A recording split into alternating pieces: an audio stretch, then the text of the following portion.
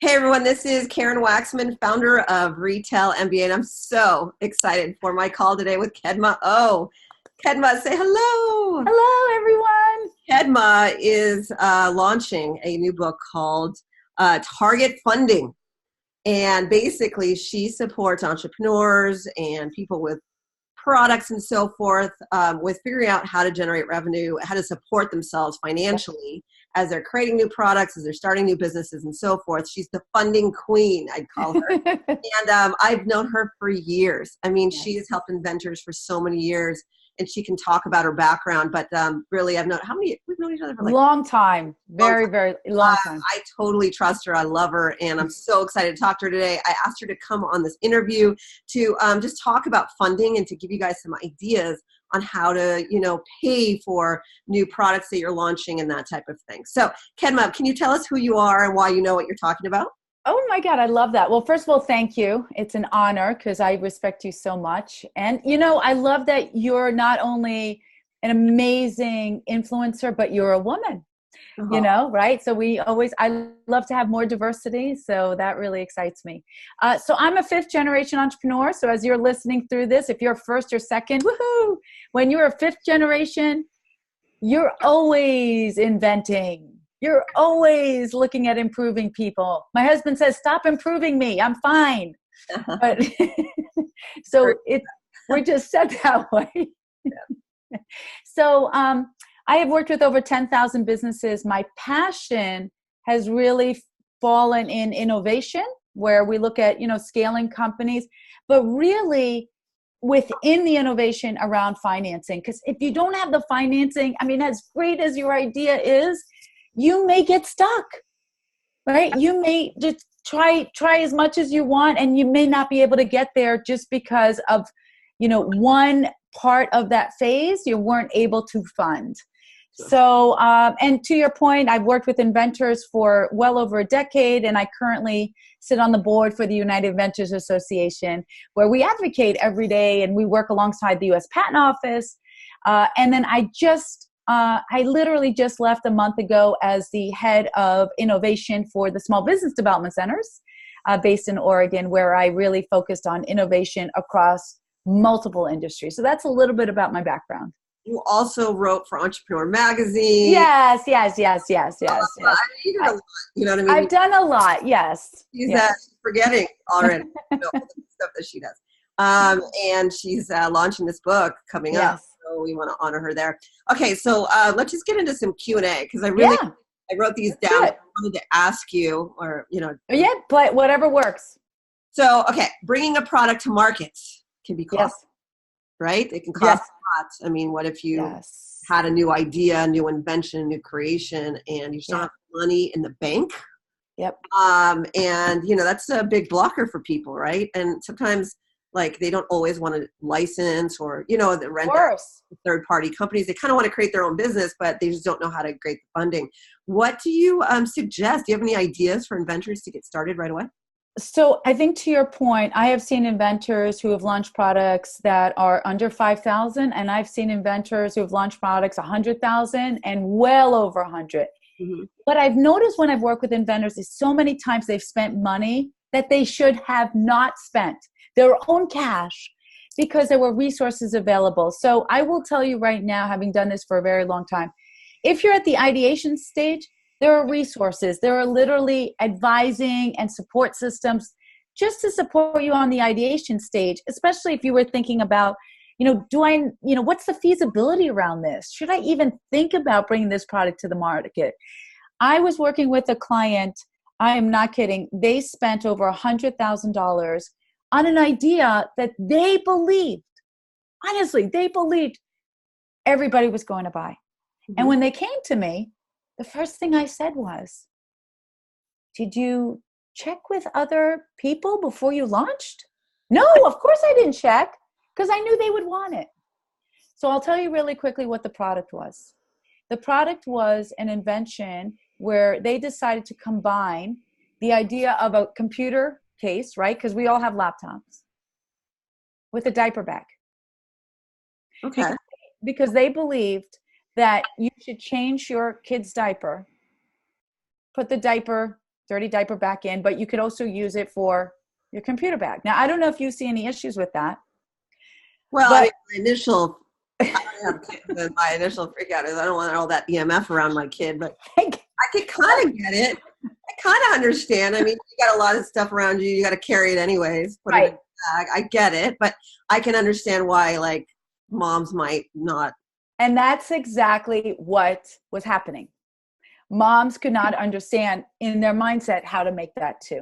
So one of the areas you probably want to step back in is, can you do some feasibility without it costing you a lot before you go to market? There's funding around patent searches, right? I've seen people pay $1,500, $3,000 just for patent search, where for me, we've done patent searches with people where the entire cost of the search, the patentability opinion, the looking at prior and pending, $250. So one of the things I want to teach people is, when we think about funding, I want you to think about grants in the sense of subsidy, discounts, absolutely 100%, or it could be a gift. There are many, many ways funding comes through. It doesn't have to be just in money. So you're saying that if they have a physical product idea, rather than immediately go into their pocketbooks, start digging around and looking for places who will fund it in some way. And we'll talk about that. Yeah, I'll talk about how I structure the book and what to look for. But, I'll take, for example, my own product. We came up with an invention called Lolly Good. Mm-hmm. Basically, my son is autistic. He didn't like to eat food. He kept going for candy. And I kept arguing with him, stop eating the candy, stop eating the candy. And one morning I woke up and I said, well, why do I argue with my son? It's not fair to him. Why don't I just create a healthy candy? So Lolly Good is the first ever lollipop that's infused with probiotics, protein, and fiber. Well, in order for me to do the feasibility, it would have cost, because I checked it out, about $10,000 for people to look at it. But instead, I went through a university. I got through the MBA program. I worked with MBA students and the university professor. They did the entire feasibility at no cost. Go ahead. I got to ask, like, who in the universities are doing that? Like, is it like a certain division or? Yes. And we can talk more in deep detail as we go through the questions. Yeah. But what I love about universities, so go to your local university. This is one tip for your audience. Mm-hmm. The university does capstones all the time where they're bringing in undergrads or master people who are completing their masters who want to help businesses. So it could be the engineering department. I've worked with clients who get their proof of concept through the engineering department. It could be the marketing department. It could be the technology department. I've had a database completed through the technology department. It depends what you need. So first we have to step back. What do you need? Where are you stuck?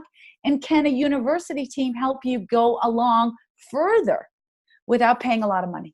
So like for the feasibility, it's the marketing department? For the feasibility, it would be, usually it's the business department. Okay. Yep. Because they're looking at business, entrepreneurship. So MBA students, undergrad business students, and the professors are always looking for them. In most schools, you can reach out to them and say, I'm interested. When is the opening? What does the opening look like? And that's exactly what I did. So it's usually like fall, spring, like either. It's always usually fall, spring. I actually got in the summer. Cool. Okay, cool. That's really interesting. So can they create prototypes? Absolutely. So the question though is that, if you have a very, very big project, they're not going to do the entire proof of concept because it may not, it may go past a semester. Sure. So what we usually tell our clients is come in with, what's the biggest problem you need to solve? What's the biggest testing you need to solve? Let the students be part of that. And the students love it. Right. And guess what? All the equipment is there. I know, it makes sense. So they're working on it. The professor's overseeing it. And then it's solving a problem. And then if it makes sense, maybe the second semester you may be chosen, or maybe you can move forward from it. That's amazing. So that's just one funding program. Yeah. Okay. So it's not like cash in hand. It's like you actually are just receiving something for free. Is that correct? Okay. So let's change our mindset, because this is a problem we have. Okay. We entrepreneurs think cash is king. No, resources is king. Actually, resources is queen if cash is king. So let me explain. If you come to me tomorrow and say you need $10,000 and I say why, you say, well, I've spoken to 3 vendors and in order to get my proof of concept in place, I need $10,000. And I say to you, well, we have an equivalent that can get you to where you want to go. And instead of you having to pay back $10,000 in debt or equity, we can get that same work done. Instead of $10,000, it's only going to cost you $1,000. You've received a $9,000 grant. Whether we want to slice it or not, it's because you would have paid $10,000 and we just got you the equivalent in the same quality for the same results for $1,000. That's a $9,000 grant. I love that. That's a really good idea. You're absolutely right. Because a lot of times we're thinking, I don't have the funding, but you're not even actually thinking about, you're still receiving, you're just doing it differently. So bingo, jackpot. Fair enough. I completely get that. That's a good idea.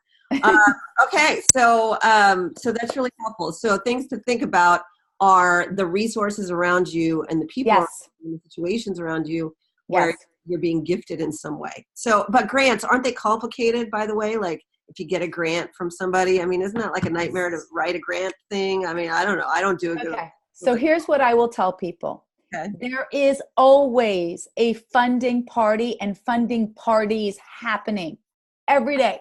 Okay. The problem is you're not being invited. And you can't even crash the party because you don't know where the funding party is.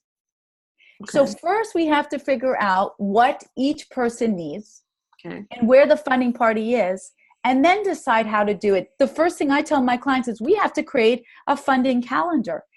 90% of the grants always ask the same thing. They always ask your name, your website, what you're interested in getting funded, your background. If we dial that in, it's a system.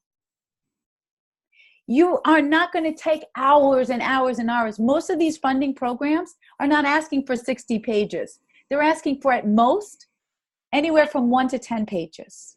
The question is would you be willing to put together, essentially a slide deck, 1 to 10 pages, in return for $25,000? Of course.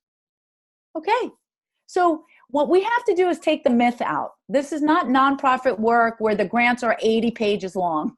This is organizations that are targeting for-profit organizations that know they are busy. And we'll go through some examples. But you're still, if you don't know where the party is, you can't go to the party. Fair enough. I mean, I know, like with retail, I teach retail, right? People are always thinking that retail's complicated and they have all these stories in their mind. And I can see how I had the same concept about grants, and maybe it is stupid. You know what I mean? But I just remember people having to write endless pages in the past. So I guess that was my assumption. So you're saying my assumption is wrong, and there's a lot of opportunity out there, especially probably for women, minority-owned companies, stuff like that. We're going to go into that. Absolutely. Got it. Okay, cool. All right. Well, that's exciting. You're so cute. I love your face. Okay, so let me pull up the next question. Sorry, I just got excited with talking to you, and then I forgot what I was going to ask. Okay, most inventors have read and researched funding. They didn't have any luck. So what makes your book Target Funding different? Yeah. So most people who've read any kind of articles or looked at funding, they see it. If I'm going to put an image in your mind, I want you to imagine that funding is like a pizza pie, because I love pizza, right? It's an entire pie. And when people come and talk to me about funding, they say, I want that lender. I want that loan. I want that licensing. They imagine it's one. I want you to imagine that every part of that pie is a slice. 12 slices is 12 funding strategies. Can we just look at her face? She's so cute. She's so happy. She loves talking about this. Sorry, I just get your face. Okay, it's fun because I get so excited with helping people find funds. If Karen came to me tomorrow and said, because of you, I landed a $70,000 grant, that excites me. It doesn't excite me if she came and said, Well, I got debt because of you. I had to get that loan because of you. So that's why I get excited. So think about 12 slices, and each slice represents a portion of the funds you want. Okay. That's how we're building it. So target funding, what does target marketing mean to you? You work with clients every single day. What does target marketing mean for you, Karen? Hyper-focused targeting for exactly. audience. Hyper-focused targeting based on your customer profile, so you know your demographics. Yeah. The same option and opportunity we do for funding. Okay. Okay. So say you have a baby product. Can you explain that in a very specific Yeah, let's take it into a real life thing. Give me an example. Not just a baby product, okay? It's a baby product that is actually been designed by a woman entrepreneur who's Jewish, who lives in Atlanta, Georgia, who has a dream of creating this product to help future babies who may have been diagnosed with autism. Okay. I can find funding as a woman-owned business. I can find funding if they are classified as Jewish and into their business. If they are in Atlanta, Georgia, we can go based on location. We can go based on social impact, so there's money tied to autism. We can go by the stage of the business. Meaning, are you at research and development? We may want to look at SBIR, STTR, which is a special federalized fund program that helps entrepreneurs and innovators solve big problems. And if you don't know this today, I can speak because my son is autistic. Autism now is considered a national epidemic. So the Small Business Innovation Research is actually coming from funds from National Institute of Health, National Science Foundation. They're constantly looking at solutions that they can't solve. So I can go there. I can also go to the Autism Society of America. I have just literally exploded the funding opportunities that are available to this person that doesn't exist. Awesome. I'm hearing my white male customers scream right now. Don't worry. Yell at me because I'm always telling them about, can you get certified? And then they get all upset. You know what I mean? Yeah. We love our white male, especially if you're a veteran. If you've served your country, we can add that in. I'm just making jokes. Yeah. But I mean, I just hear it all the time. Like, like I feel a little angered, like both. You know what I mean? Yes. But you're right. It's sliced up by actually the prospect, the situation, who they're targeting, and all that. Nailed it. Right. And that's what we do it. Yes. We slice it up by phase, by location, by industry, by social. Exactly. That makes perfect sense. That's hilarious. Why? A joke, because I mean, like they do actually get upset. Okay, so tell me about this target funding. What's in it, and when does it launch? By the way, it launches July 12th. Is when the book comes out. Okay. And if anybody like listens and wants and gets the book, I'm happy to come back on and just do a special webinar for your group, for anyone who says just as a thank you. But what you're going to love is literally the book is a GPS roadmap. If you never talk to me again, I actually break down how I find funds, and every chapter belongs to someone. So there's a chapter for women, a chapter for minority, a chapter for inventors. We haven't forgotten our inventors. So every single chapter is sliced. So you may categorize in 3, 4, or 5 chapters, right? Because you may say, well, I'm a veteran. Well, there's a veteran chapter. Or I am, I'm a woman. There's a woman chapter. And then at the end, I lay out an entire funding roadmap. So literally after the book, you can go through it. We have curated over 100 resources in the book alone. That's so awesome. I don't just tell you right there. We literally interviewed over 100 and they are right in the book. So you can go through and you can reach out to the funders. What about like Amazon sellers and e-commerce sellers? Because I deal with a lot of those, and maybe they're brand new innovation, but they're like products, they're doing well, or they need to grow. Yeah. Maybe they come up with a new idea for an existing product, but maybe they're tight on cash. Do you have any suggestions or anything like that? I think, there's a lot around technology funding that we want to pay attention to. And these days, it depends how they want to drive their business in, because there's a lot around social media and marketing funding, right? There is strategies around that. I would tell whoever's listening, this is what you do. Write down all your needs first. Everything you need right now. I usually tell clients to write what they want, because usually that's a much longer laundry list. Yeah. But you know, you can write what you want, but then I ask them to put in order of priority what they absolutely need, and then determine, is there any resources that they can tap into to get that before spending the money. So here's a simple thing. In the last 2 years, I have been given over $1 million in PR stuff. Why? Because I have an entire podcast strategy. I have an entire speaking platform strategy. And so I get all this free publicity, right? Because I know how to leverage. It would have cost me $1 million to hire a publicist to do all the things we're doing. So again, it's really understanding what you're trying to do, and then figure out how you can do it without spending the money that you're thinking you have to spend. Pause. Get a way of like getting everything that you want, but not really get it. But you know what I mean? Like, what do you mean? Hustling. Hustling's the right word. Every day. I don't know if the audience know this, but I'll disclose I'm Israeli. I have no choice. We have to hustle. You know, we began with a desert, and now we have like land, and now we grow food. So it's embedded in how I think. Yeah. But I think that all entrepreneurs need to hustle. All entrepreneurs need to hustle. Money should not be what stops us. Totally get it. I love that. You're right. So Kedma, what else can you tell us about that's why I did it? Yeah. McGraw-Hill picked up the book for Target Funding, which I'm really privileged. And I asked McGraw-Hill, one of the largest publishers in the world, why did you choose a first-time author talking about funding? People do funding all the time. This is what they said. You had reverse engineered and thought about something no one else did, but you went through it as your life. Why do I do this? Because if you had walked with me, Karen, in the year 2000, you would have found me sitting on a curb, literally sobbing my eyes out because I had just filed for bankruptcy. Mm-hmm. Now, why do people file for bankruptcy? 3 reasons. They lose their job, or something goes wrong in their business. Mm-hmm. They have a health crisis, or they go through a divorce.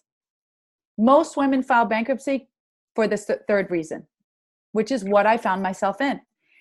2 weeks later, in that situation, I go through my apartment and I get an envelope from Capital One. I open it up and it's a credit card for $200. Now, when I was a little girl, I used to play Monopoly.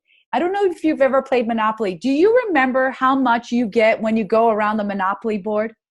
It's been a long time. I don't know. $200, Karen. I got it.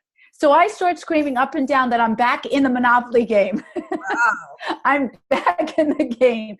And at that moment, I said, what if I go on a journey to uncover all the funding resources available to people like me, good people, smart people, because I had my MBA, but people who had just gone through a crisis and didn't have credit, didn't have the collateral, may have filed bankruptcy.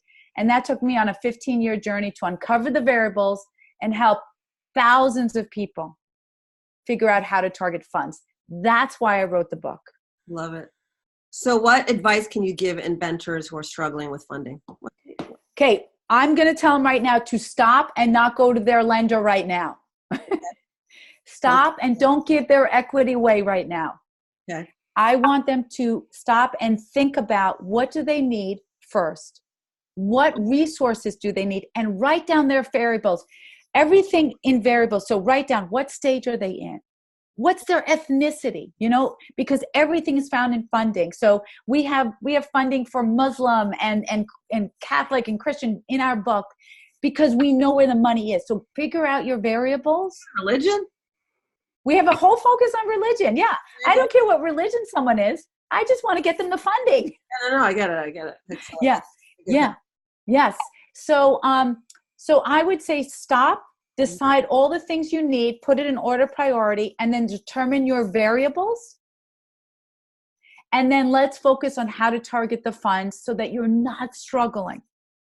So do you need to hire a writer to do this?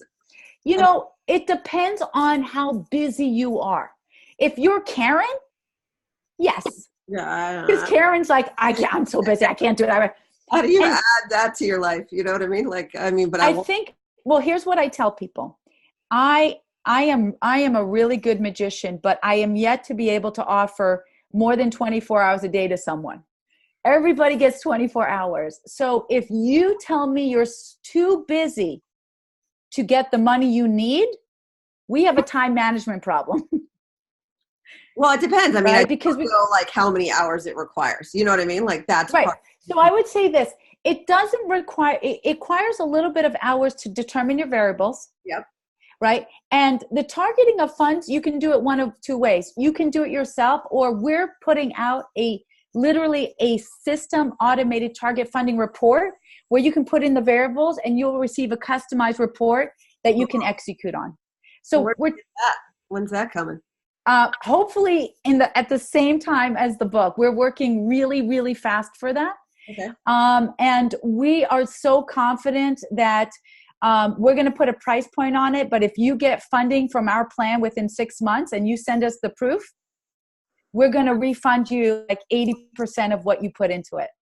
So we're going to give your money back because you found the money you needed. Wow, you're crazy. I'm not crazy. I just know, I know what I know, and I want success stories. No, I get it. And I am crazy. You are crazy. I mean, can't you have it all? But I love that. I love that so much. Okay, so where do they go to? Where do they find me? Well, they're going to find me through you. Okay. Of course. They're going to find me through my first and last name, which is super easy, Kedma Ough. So KEDMAOUGH.com is my website, targetfunding.com, and LinkedIn. And then I do speaking engagements all over the country, so you can kind of check where I am. But just reach out to Karen, reach out to me. I always want to make myself available. Thank you so much, Kedma. I'm so excited to read it myself. Thank you. When you told me you were making this book, I'm like, oh, I have to record this one. I mean, like, I'm here to help. I mean, I love her. Thank you. So, Thank you. She's the real deal, guys. She really cares. Can you tell that she cares? She really, really cares. Okay, awesome. Well, good luck with the launch. If you're watching this, buy her stuff and support her, please. And also, it's interesting, and I'm going to buy it too. So, send you so much love, Kedma. Thank you. Thank you. Bye. Hi. This is Karen Waksman, Retail MBA. If you want to learn how to get your products into retail chains, go to retailmba.com. Like how to sell to Walmart, Best Buy, Home Depot, Macy's, Kroger grocery store, and so much more. Retailmba.com. Otherwise, be on the lookout for additional trainings and content I create through our website, our blogs, and everything that we do. Thanks so much.